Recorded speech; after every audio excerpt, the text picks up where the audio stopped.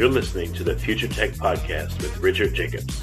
Future technologies such as artificial intelligence, stem cells, 3D printing, gene editing, Bitcoin, blockchain, the microbiome, quantum computing, virtual reality, and exploring space are much closer than you might think.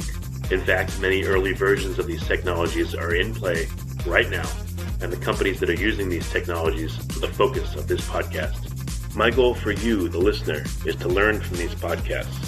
You may very well learn something that may change the course of your life for the better, steer you towards a new career, or give you insight into addressing a thorny medical problem.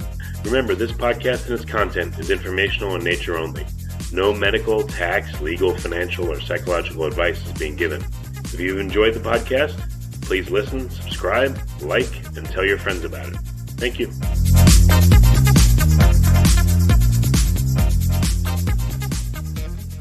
Hello, this is Richard Jacobs with the Future Tech and Future Tech Health podcast. I have Parker Lennon and Chuck Stach.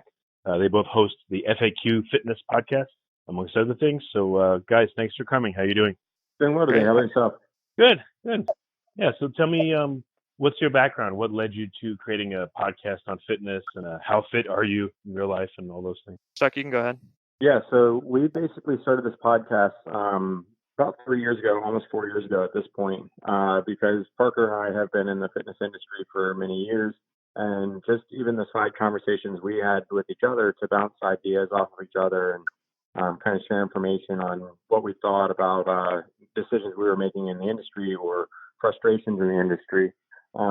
We figured that it was a good conversation that anybody would like to hear. So that's kind of how it started, and it's just evolved into what it is now, which is a great resource for videos and exercises for and programs for people to follow, whether they have equipment or full access to a gym. All right, so it's for people that want to improve their fitness versus trainers, right? Correct. I think it's just it's a little bit of both, right? Yeah, I think it's evolved into helping both clientele and the normal gym goer and personal trainers. Yeah, I think our goal initially was really just to provide information, and then we started to realize that a lot of the fitness professionals that we work with and or across the country were kind of asking us industry questions about training, and more like we became almost mentors for some of the other people that were really into fitness too. So it's kind of evolved into both. Gotcha. So what kind of perspective is it giving you versus before? I don't know how many podcasts you've done, but when you do podcasts, I've learned you get to see what a lot of people are doing in a given industry, and it gives you a better perspective. So, how has your perspective changed on what you do? I'd say, at least for us, it's gotten us to be less critical on ourselves, but a little more critical on the content that we provide. It's been a fun evolution for both of us that we started, and it was almost like a more chatting, us just talking and talking about random ideas, and then now in our we're in almost I think our 85th or 86th episode. We're starting to really organize stuff, and it comes a little more naturally, and we're becoming better at being interviewed and interviewing other people. Yeah, and I think too, like on the other side of things, we're digging into more research and more education than we were before. I mean, we've always been curious with new scientific studies and reading books, but we're going through like 3 and 4 books a month on not only fitness, but wellness and mindset and business, just because we know it provides a different perspective to what we're looking at versus, like how we used to look at things, which was very closed-minded. So I think we've kind of expanded into a more open mindset than we had before. Yeah, I'd agree with that. I mean, I think I know for myself, I started out reading maybe 1 book a month when we started the podcast, and like Parker said, we're up to sometimes 5 books, 6 books a month, and amongst the many research articles that are peer reviewed, and just the content that we're mowing through to be able to provide better content, I think is the biggest thing that has changed. So what does that mean? Are you finding new stuff in fitness that you didn't know about before, or is it reaffirming that old school basics or what works best? Like what's the overall, what's it doing to your brains I love the subject. What's funny is I'm doing a bunch of steel mace and kettlebell and Indian club training. So I love some of the old school, like this stuff is from many, like 10,000 years ago. Like this stuff has been around for a long time. But, um, you know, I think we see like the newer science too. Like Chuck is really into the newer genetic stuff. We were just talking about that on our last podcast, and I'll let him elaborate more on that stuff. Yeah, it's I mean, that's probably the biggest thing that's changed personally is that in 4 years ago I started the concept that's evolved into a company that I'm launching this year. That's a bioinformatics company. But I guess what I meant by the fact that we're mowing through more research and more content to be able to provide content is that before it was kind of like more of a casual learning or through school. And now it's almost an obsession to where, we're able to mow through and read, up to, 10, 15, 20 research articles a day, just in our spare time, on a topic that we're either going to podcast with somebody or a topic that somebody asked us about and we don't really know. So it's been a process of development and continuing our own education. And like Parker said, we're getting into some of the topics that we're more passionate about. Just our most recent one was with Kira, and she's with DNA Today. She had a great podcast that's genetics only, and that's my forte. That's what I'm going to school for. So it's just it's been really cool. It's almost a networking opportunity also, for us to reach out to other people, and whether they're in our industry or not, and say, hey, we like what you're doing, and let's collaborate and let's share with the world what we're working on. So what are some specifics, maybe from each of you? What is some stuff you've learned, over the past year that surprised you? Maybe you've used it in your own training and it really boosted you, or you've used it with clients. But what sticks out at you as being like super useful and cool that you've come across? Me personally, it's been HRV, or heart rate variability training, or not necessarily training, but the concept of measuring your heart rate variability and optimizing the intensity of the workouts according to that. As a trainer personally, I find it easier to observe what somebody's heart rate score or HRV score is, and then develop a workout that way rather than kind of the traditional method of interviewing somebody in the first 5-10 minutes of your session and then developing a workout according to that.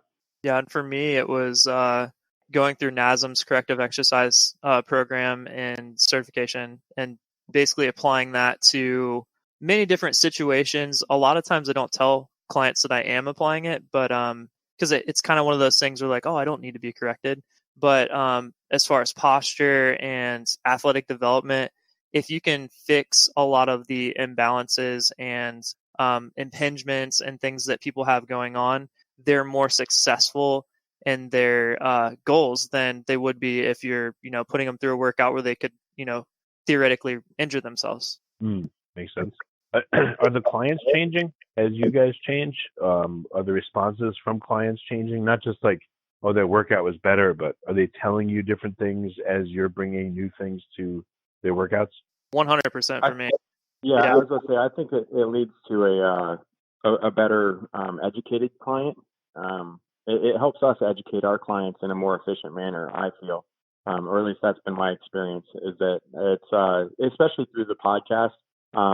Again, Kira, she had a very good way of speaking in a very basic manner about concepts that were pretty deep concepts. So I feel like just like she was doing that with us in that podcast, I feel like that's been one of the things that this has helped me do for and with my clients, is to communicate better.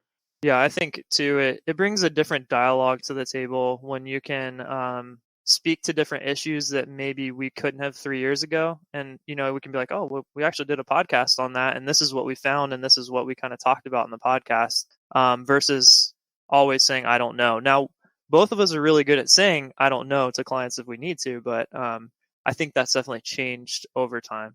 Do your clients listen to your podcasts like on their own? And if they do, like, do they bring up stuff that you talked about, and does it help your relationship with them? Absolutely, yeah. I've had quite a few clients that listen religiously, and it's helped the dialogue again in that sense, because they're like, hey, I didn't understand what you're saying with this. and then it helps us improve to the podcast and make it more, I guess, easier to understand and saying it more in layman's terms for certain people.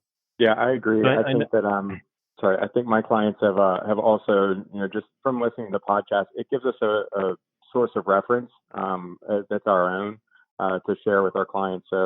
It's been kind of a good resource to point our clients in that direction, and that way, if we don't have time in the session to discuss it, they can listen to an hour episode where we've discussed the topic at length, and then they come back with a more a better educated.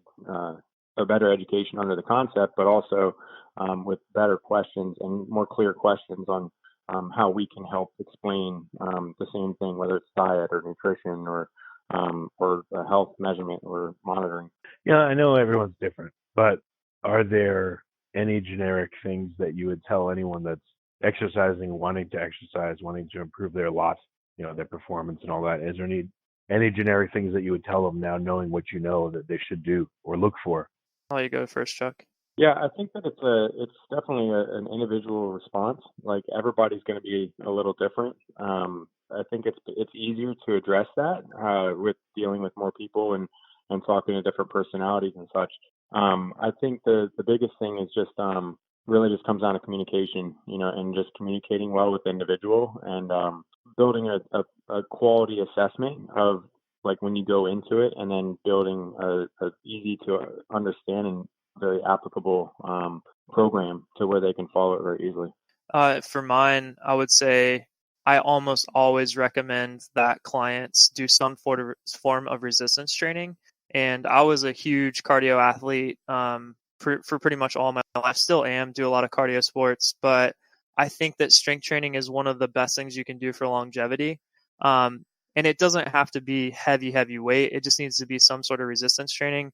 And there are different ways. We've talked about tons of different ways you can do that, whether it be, like water aerobics, or if it's something as crazy as actually lifting heavy weights in the gym. But I think that everyone should try to find a way to learn those skill sets. Yeah. How about the different kinds of clients? What do you recommend for people like in their 20s versus 40s versus 60s? Yeah, what do you recommend for older versus younger clients, or clients that maybe are very overweight versus not so overweight, or any big differences there?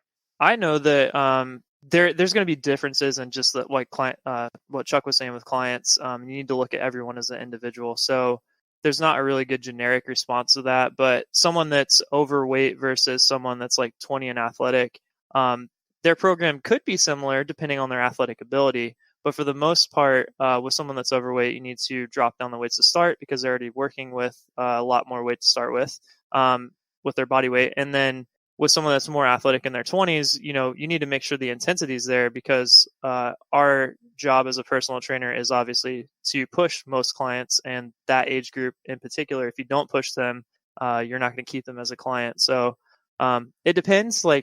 Obviously, I'm thinking about specific examples, but that's what I would say. Yeah, just to piggyback on what Parker was saying, I know I deal with a wide range of clients from anywhere from about 15 years old, all the way to 80 to 90 years old.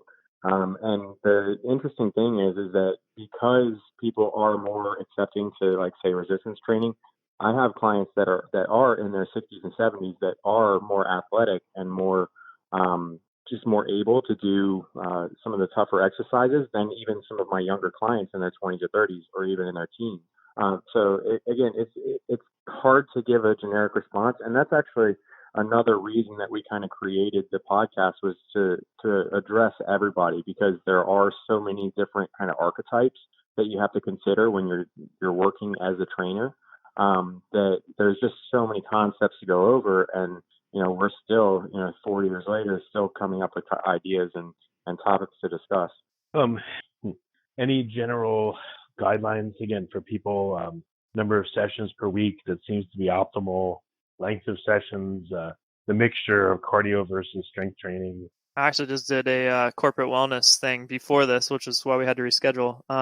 And they gave general guidelines in that, the ACSM guidelines. And again, those are a very general response to what people should do. It's like 150 minutes of cardio and 2 to 3 times a week strength training. But honestly, 2 to 3 times a week strength training is pretty good. The amount of time, like if it's 30 minutes or 60 minutes, should change with your ability level. So you should start at a lower amount of time. But I told the people in this particular group, they're very sedentary, and I told them that 5 minutes is better than 0. So just because the guidelines say that you need to do 30 to 60 doesn't necessarily mean that. You need to take baby steps and eventually get to those recommendations. Okay. Something interesting that may, I don't know if you guys do this, but I had heard an interview with Charles Poliquin on the Tim Ferriss show, a couple of years ago. And Charles, when I've heard, he's passed away, but he would read a lot of scientific papers and he would try to read them in their native language. He spoke a couple languages, but and he said like some of the exercises or muscles or whatever or protocols had different names and different languages. And I don't know if in your research you've gone that far and tried to read papers in different languages and get to the originals. I think the only time that I've ever had that happen was I found The Supple Leopard on Scribed, and it was in, I think, Russian or German, and I almost went through and tried to translate it because I wanted to read it so bad. But I haven't went that far now. That's awesome though. Yeah, I have. In one of my courses in college, I had an ethnobotany course that was dealing with plant medicine, and a lot of plant medicine comes from either Ayurvedic cultures or also comes from kind of like even Latino cultures. And so I did have to kind of like translate a lot of papers. And luckily with technology and the being part of a university and having access to new softwares and such, I was able to actually translate it into English and then kind of read the paper as I normally would.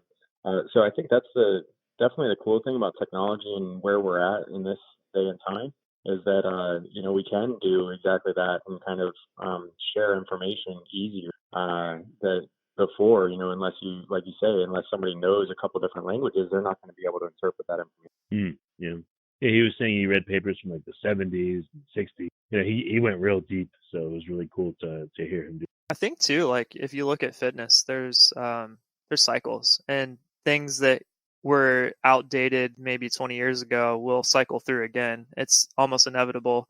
Like if you look at kettlebells have had this like rising and falling throughout the fitness industry, and now the big thing with kettlebells is kettlebell flow, and that's kind of just a mixture of kind of movement, like yoga based movement with kettlebells, and kind of flowing each transition into the next exercise. So I think we'll see more cycles of things that were written in the 60s and 70s come back again, and if they already aren't coming back, and if they aren't already being tested. Any I'm jumping topics here, but any behaviors you see that your clients have or other people have that nullifies or counteracts the workouts they may do? Any lifestyle or diets or other things that people are doing that really like would make workouts ineffective, or does that not even make sense? Or what do you see like the behavioral side, the out of the gym side with people? Personally, I feel like I don't know if it's our culture or what it is psychologically. However, I see that a lot of people are self-sabotaging, and they'll get on a good track and then have one day where instead of having one food item that they have been craving all week, they have a full day of cheat meals, and just completely nullify a lot of the work that they've done that previous week. And I think that's a hard concept for people to understand, is that it's so much easier to destroy the work that you have done than just to stay on a consistent path that's maybe not as aggressive, but at the same time, you're making progress, and progress, no matter how small or big, is still progress. And I would say there's two things. One is a physical thing. I think that alcohol is a problem in our society. And I'm not saying that in the sense that I dislike it, because everyone enjoys like a good drink here and there. But with clients, it seems to be that alcohol leads to more drop off in sessions, and healthier choices that they had made previously when they're drinking just don't happen. And then the other thing, going along with what Chuck was saying, I think that a lot of people compare themselves to other more fit people in the gym. We had a roommate that was in pharmacy school, temporary roommate, and he was telling me, he's like, if I saw someone like you in the gym, I would be discouraged, and I wouldn't want to do it because I know that I could never be like you. And I was like, why are you comparing yourself to me? Like I literally that week I broke my rib on leg press and I was still running like 5 miles and it sucked and I hated it. But I live this lifestyle because it's a part of my career. And I would never want someone to compare themselves to me in the sense that I don't judge them when they're in the gym. So I think that a lot of people think that, more fit people or trainers are judging them when they're, in the gym, when in reality, we're actually stoked to see them there. And it's a good thing to, get in the gym, and we're encouraging people to come in the gym. So I think that's another big problem that I see. Okay.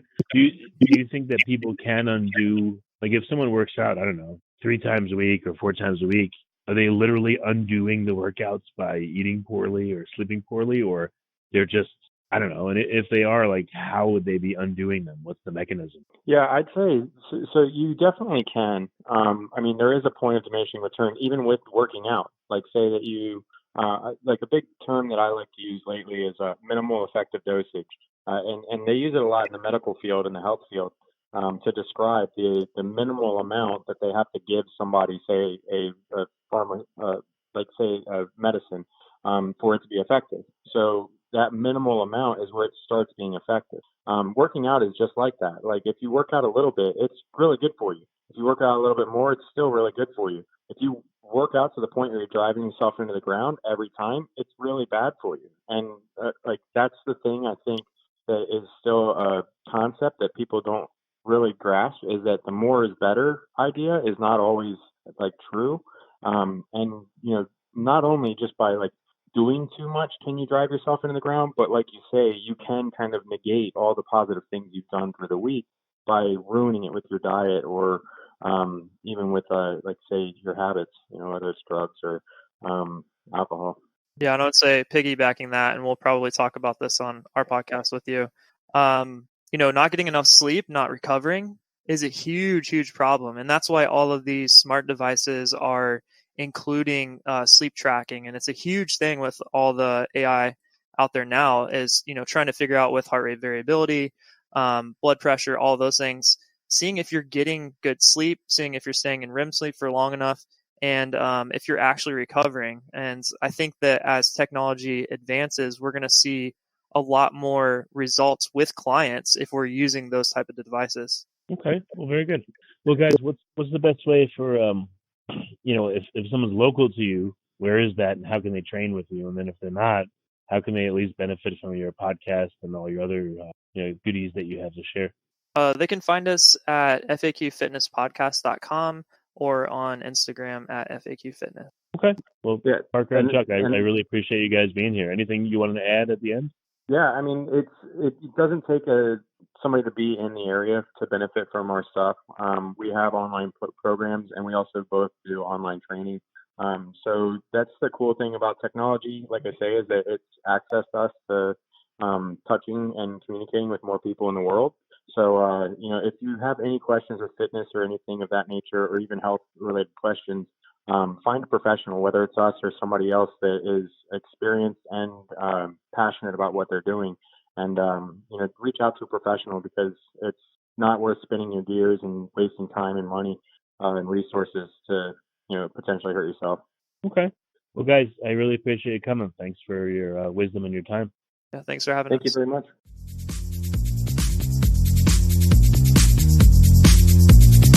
You're listening to the Future Tech Podcast with Richard Jacobs. Future technologies such as artificial intelligence, stem cells, 3D printing, gene editing, Bitcoin, blockchain, the microbiome, quantum computing, virtual reality, and exploring space are much closer than you might think. In fact, many early versions of these technologies are in play right now, and the companies that are using these technologies are the focus of this podcast. My goal for you, the listener, is to learn from these podcasts. You may very well learn something that may change the course of your life for the better, steer you towards a new career, or give you insight into addressing a thorny medical problem. Remember, this podcast and its content is informational in nature only. No medical, tax, legal, financial, or psychological advice is being given.